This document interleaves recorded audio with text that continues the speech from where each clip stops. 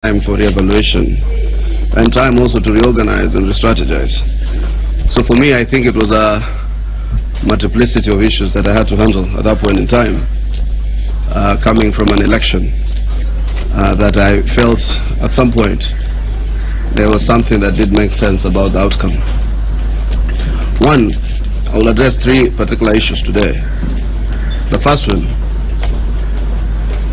I think after the election, like every situation in life, if you lie low, you find that there is trickle of information from across board about what might particularly have transpired following that election.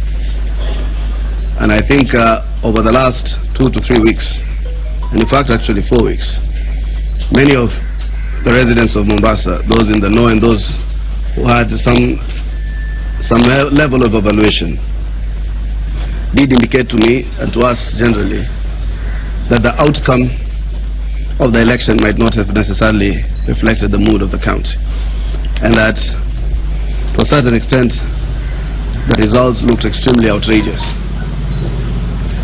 So I think after a very extensive analysis by some of our statisticians who evaluated through the piles of information that we had, you find forms or Form 37As where Governor Joho has 2 votes, but eventually when you evaluate the system, it puts him as the person who's on the lead. We had about all these events of ballot stuffing.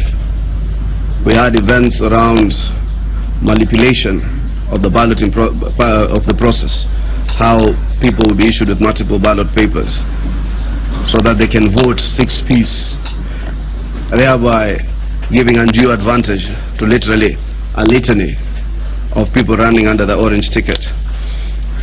So once this evidence had come to bear, a lot of people are not sure who should take it to court.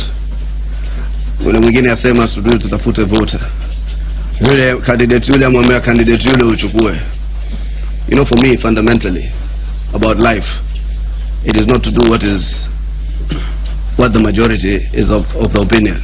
It is doing what is right, and what is right is to take the process of Mombasa County to the scrutiny of the elections court or to the scrutiny of the petitions court. If we don't know how someone is stealing, then what is the use of running in the next election? That was the philosophy even of what NASA had set itself to achieve. If you don't know how someone is stealing, how then do you run in the next election? I remember, and I could bear witness, that on the 9th of August, as the results started to trickle in, I received a phone call from NASA IT department, one Edwin Ngonga, and he can bear witness and testimony to this, telling us one of the highest levels of tampering with respect to the election was in Mombasa. And Raila Odinga himself, on his first press conference on the 9th of August of that very same day, highlighted Mombasa as a place where there were massive discrepancies. If those of you have memory, you would recall how 22 days later, how on the 22nd, he will give a clean bill of health to the same election process in Mombasa, and yet won the Supreme Court and won everybody else, is the highest level of sanitization of wrongs as long as they are coming from your side. You do not sanitize wrongs just because they come from your side. When your kid beats other kids, telling him he's wrong. When your kid is the one stealing, before he's caught by somebody else, punish him. Because usiyefunzwa na mamaye atafungwa na ulimwengu. So you protect a whole system of connivance against others, to prejudice others. If you look at it very carefully, those of you who recall, I will never forget the 5th of August, where the highest level of immaturity demonstrated by some of the candidates by trying to deny me access to a presidential platform. Poor Kalonzo was shouting, "Order!" You don't shout order. You take leadership. They thought it was okay. The whole world sympathized. The whole world gave me a feedback. That when the only reason Joho could have done that is appreciation that Raila condones that type of politics. It is appreciation that violence pays, that impunity is not punished in this country. Nonetheless, we went into the election, and I feel that the election outcome, as much as I was in the initial onset one of those who was set to accept the outcome, I want to appreciate the evidence that came to us ultimately. And if nobody else had the courage to take up this matter, I have the courage. You know, they say sometimes you live to fight another day. Sometimes you live to fight now. And that's what I have decided to do. I will challenge this process. We have challenged this process. We have some of the best lawyers who are going to prosecute this matter. And one of our prayers this time is that those who are found culpable must be punished for criminal offenses. There has been too much theft in the election and the subversion of this process in this county for too long. And in our petition, for those who might have read it online, it avers a number of other grounds. Abuse of public resources, state officers taking part in an election, among other issues that I spoke to within the petition, including education, that the current governor does not qualify to hold that position, even if he subverts the process of illegality through the courts. Ultimately, time will catch up with him. So for me, as a conscious call, it is only imperative. And I hear the Joho followership asking, how does the number 3 go to court? It's not about the number 3, it's just that the number 1 is not deserving. It's not also about the number 3 or the 40,000 plus votes that I have, 44,000. Even a voter on his own accord can decide to petition a process that they think is not free and fair.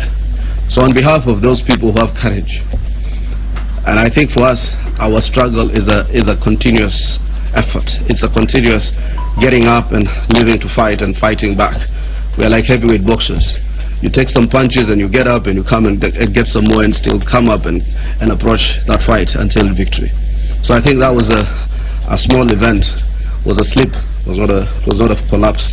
And what for me was most persuading was the reference of Mombasa's irregularity in the Supreme Court and the initial people who gave us evidence that there was tampering of results in Mombasa and the electoral process was fraudulent was none other than NASA itself.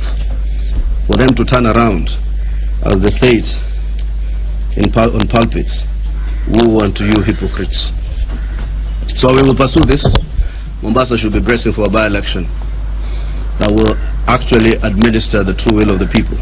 I am not going to discuss the merits and demerits, because the matter is now duly before the court of law, and I therefore can only talk about the broader context upon which I pursued this matter. I am not a coward. You cannot have such a document where senior lawyers and senior counsels think it's a massively well-written, well-researched document, and then not have the gut to present it before a forum that could prosecute this matter conclusively.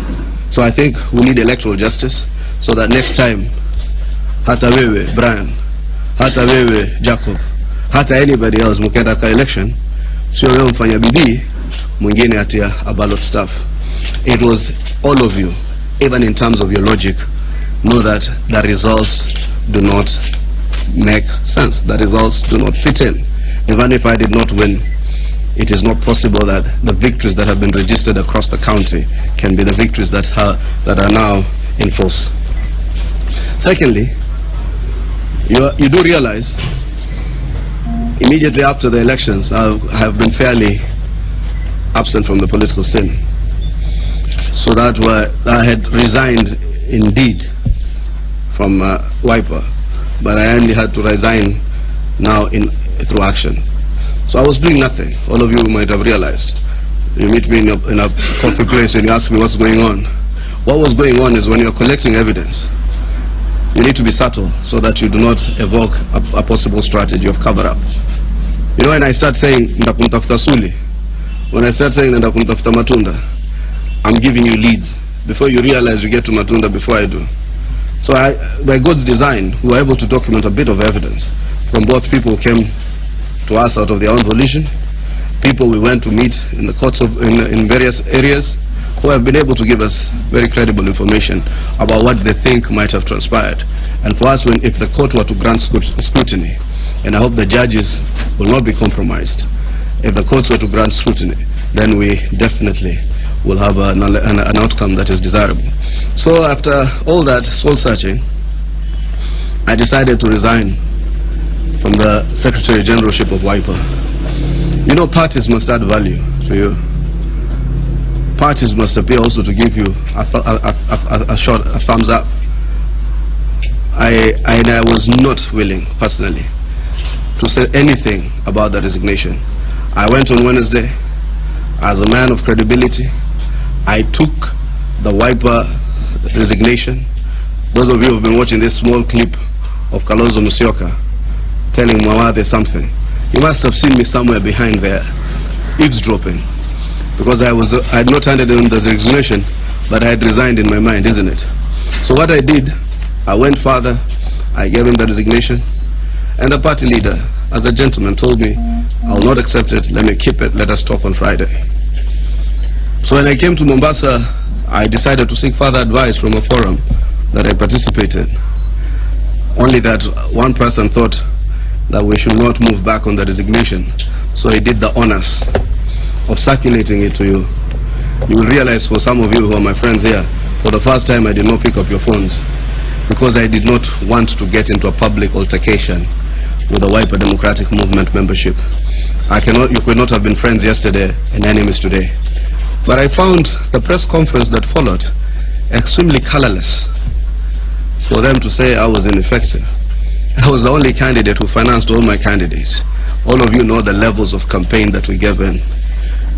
If it's about taking political responsibility, my party leader has Jubilee right in his bedroom. Jubilee members have been elected in Kitui.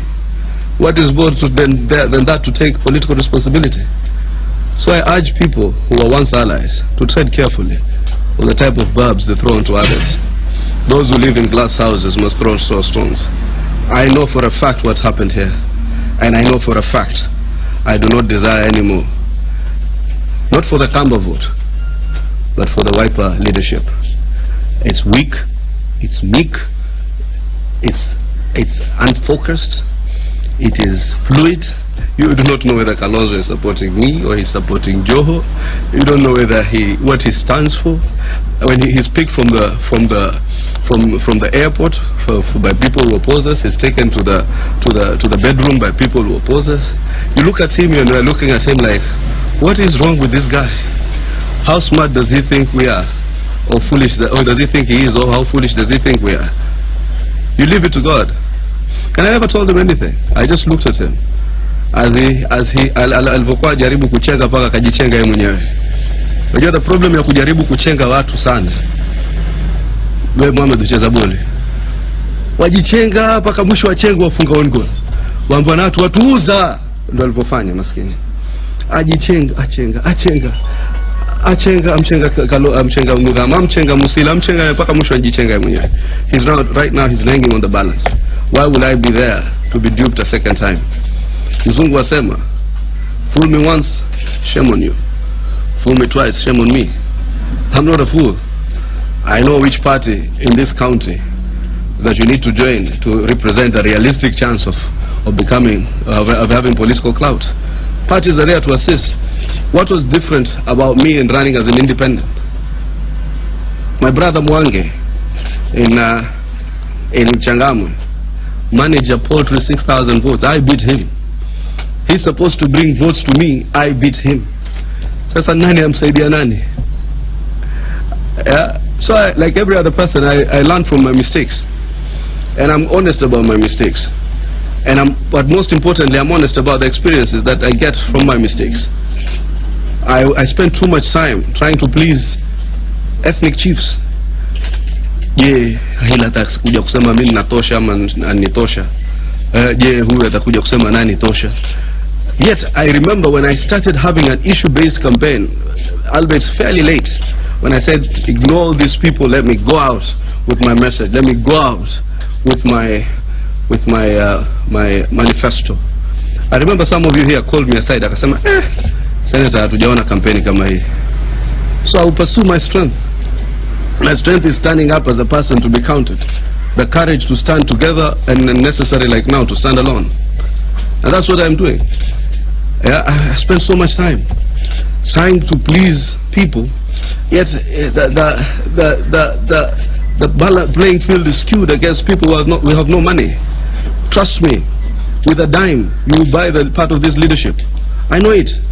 Some of these people support the persons that they support because they get paychecks from them. They are paid on a regular basis to continue to support political access.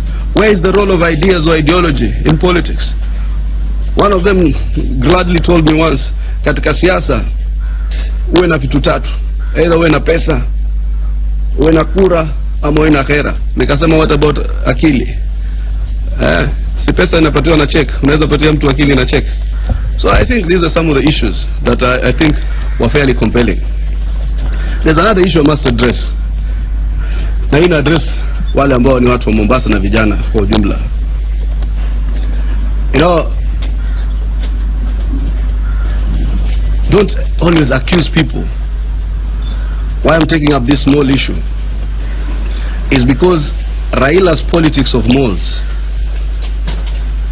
is a poverty narrative that often is used to crush competent leadership. Sisi nilipokuwa bunge, vijana wadogo kutoka Central Kenya wakitaka kwenda round ma constituencies zao wanatafuta helicopter, sio? Wanasema hiyo helicopter is how much? Wanaambiwa $6,000. Wako watano wanalipa 1,200 each. Wakilipa 1,200 wanapata helicopter 1,100, 1,100 na 20,000. Wanaenda, wakifika makwao watu wanasema wanafanya kazi, they enterprising, entrepreneur.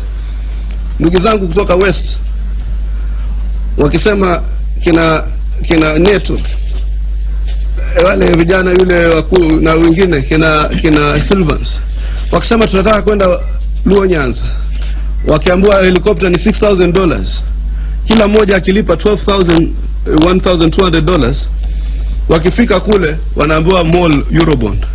It's the concept of poverty that you do not allow people to have full entrepreneurship. Na sasa za kuambia watu wa Mombasa, msikubali hizi siasa za ujinga. I have to advise you. Na watu wetu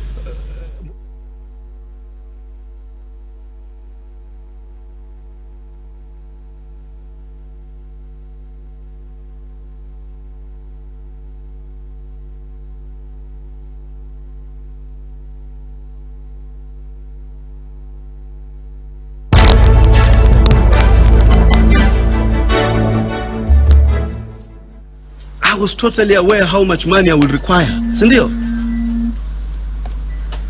Nikaweka list of donors. Some of you, I put you in the list of moral support. When you cover me, that's a resource. The media, one of the things you see, I will one day make available in my strategy plan.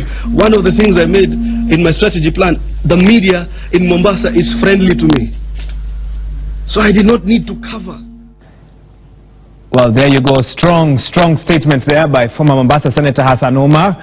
Let's take now another look at what's happening in different parts of the country. We are live in Naivasha, where Hassan Mugambi is following up with IBC's 3-day retreat, and he'll shortly update us on what he expects to take place today. Of course, if he has access, I believe it's a closed-door meeting.